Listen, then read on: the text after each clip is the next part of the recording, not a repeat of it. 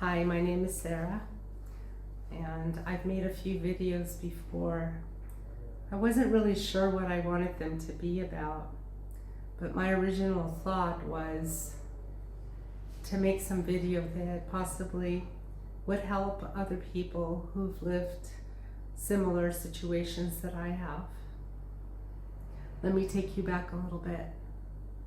I was on a flight from Dubai to Los Angeles, and I sat next to a woman from Beverly Hills, and somehow or other we talked the whole flight, which was like a 12-hour flight.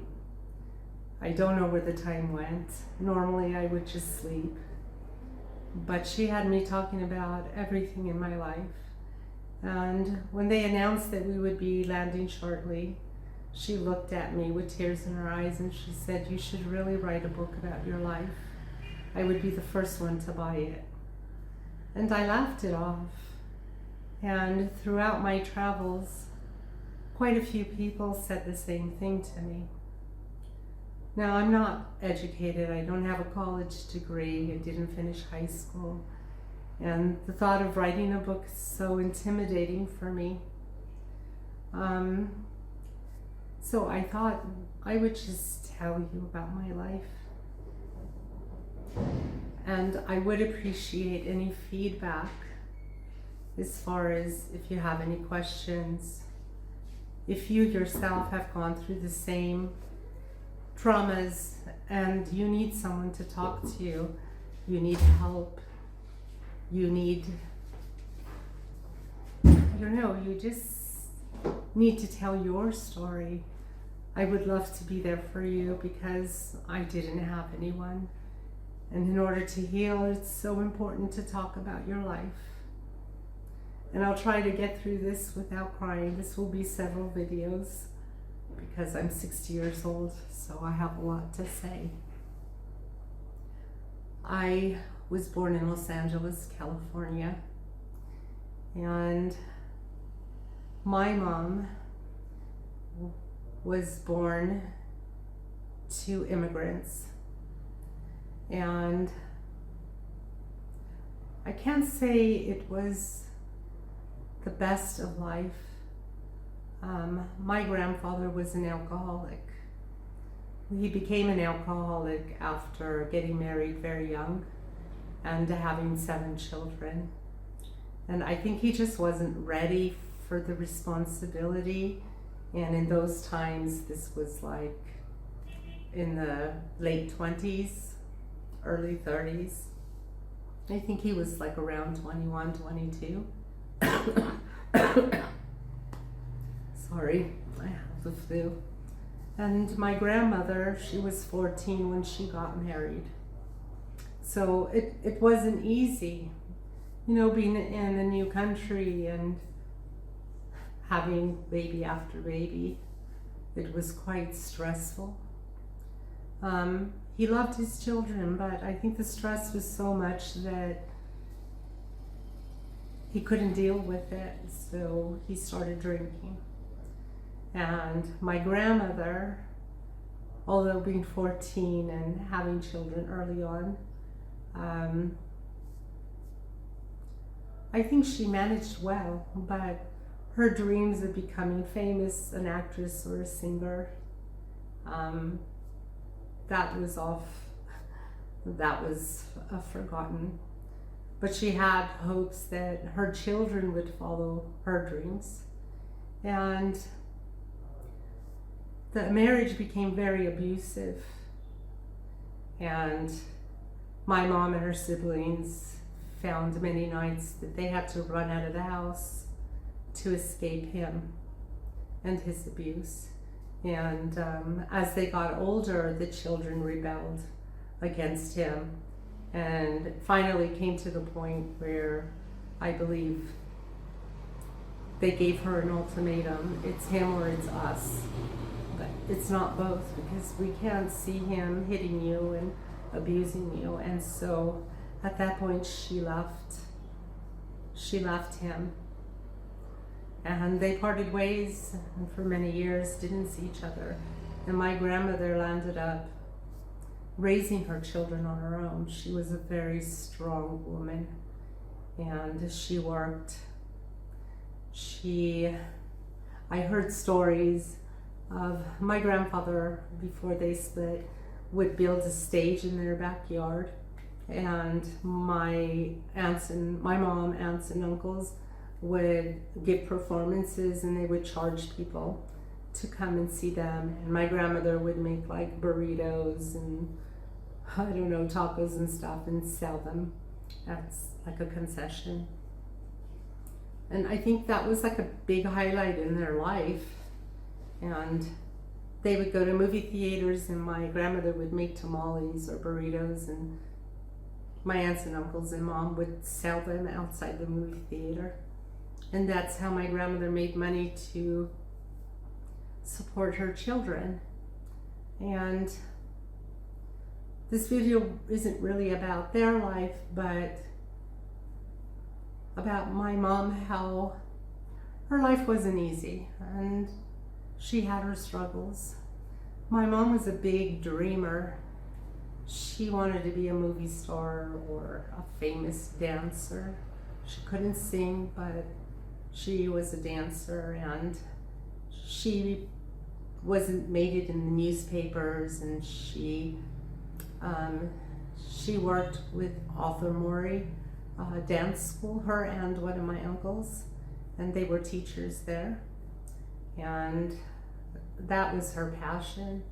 And as she got older and doing performances, she met a partner that she danced with, and together they did a lot of performances, and she fell in love with him.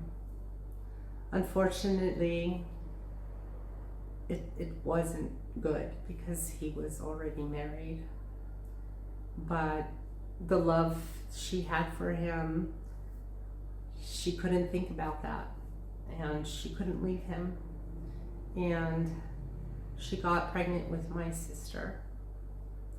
And I think that was the happiest time of my mom's life. She was so consumed with my sister and our dad, and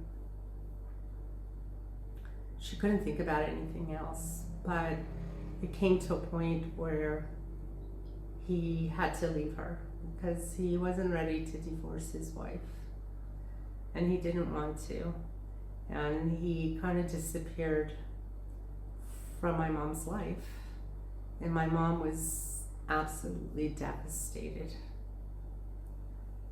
Those 7 years she was with my sister, and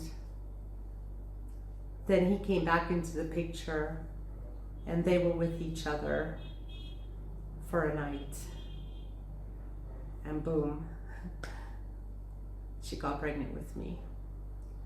Now, I don't know if she was dating, which I hear she was dating, but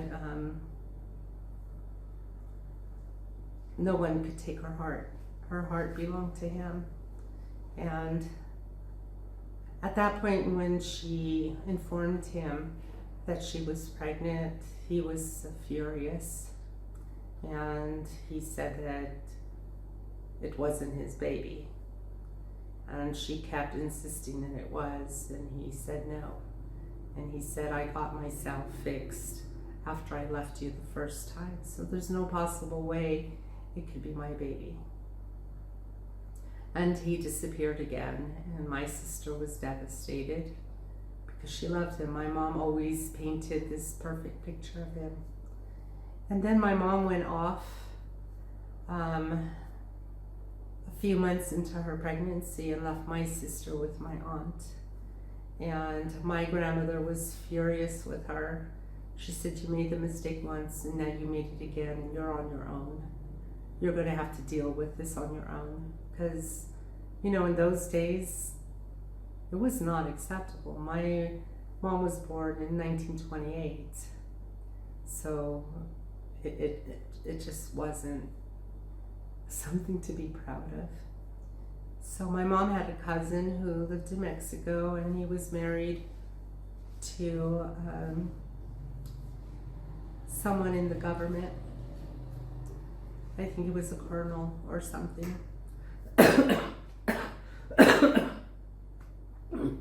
And she went to live with her in Mexico and left my sister. My mom wasn't good with talking and expressing herself. She just left her and said, I'll be back. So my sister was really devastated by that and felt abandoned. And my mom went to Mexico because her cousin couldn't have children and her husband really wanted to have a child. So my mom told them that she would give me to them and they could adopt me. And she would stay in Mexico. They would pay for her medical and take care of her. And that's what happened. She went. And my mom had a very flirtatious personality, and she dreamt of always being rich and having everything. And I think she got really caught up living there. And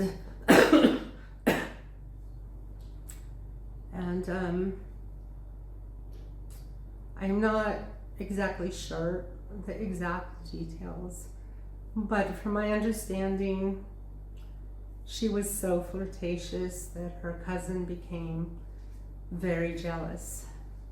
And my mom's personality, well, of course, made her husband believe that she was interested in him. And my mom was very beautiful. And they had words, and my mom was the type of woman that once you got her angry, that was it. And so she told her cousin, you know what? I don't have to take this from you. I'm not giving you my baby. And she packed up her bag and she went back to Los Angeles. And so she ended up having me in Los Angeles.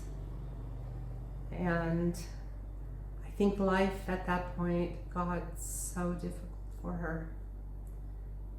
Now she needed to raise 2 daughters. We were 7 years apart.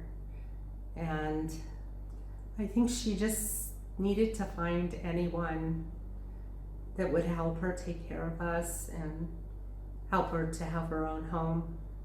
And she was a very career-minded person, not the homemaker type to sit home and take care of kids or a baby. And she started working with my grandmother. My grandmother had a shop on Olvera Street in Los Angeles, which is the oldest street of Los Angeles. And my uncle had a shop there and my aunt.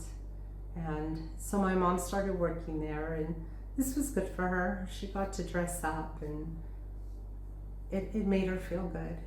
And so I was born there. And we had an apartment which was up high. We were the only family to be living there. And she hired someone to take care of me while she worked and danced and got to talk to people. My mom's world was my sister. She loved her because she reminded her of the time that she spent with her father, the love of her life. And me, I took that away from her for the second time, and he just never came around again. So I was a reminder of that, I think. I don't know all the details of what their relationship was like, but this was her moment of searching for someone to help her with her children. And I'm going to end the video now and continue with the next chapter on my next video. And again, if there's any questions or this relates to you in any way and you'd like to talk about it or need someone to listen to you, feel free to reach out to me. I didn't have anyone to reach out to, so I know it's important. And subscribe to my channel and any comments, and I'll make the next video shortly and continue with my story. Anyway, thank you.